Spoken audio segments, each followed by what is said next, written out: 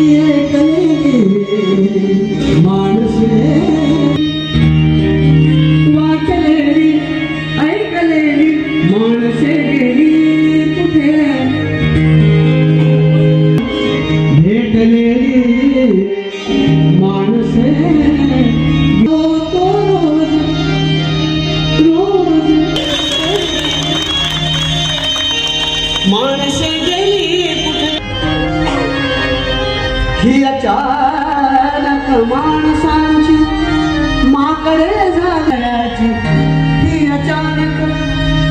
अचानक माणसांची माकडे झाली कशी, झाली कशी।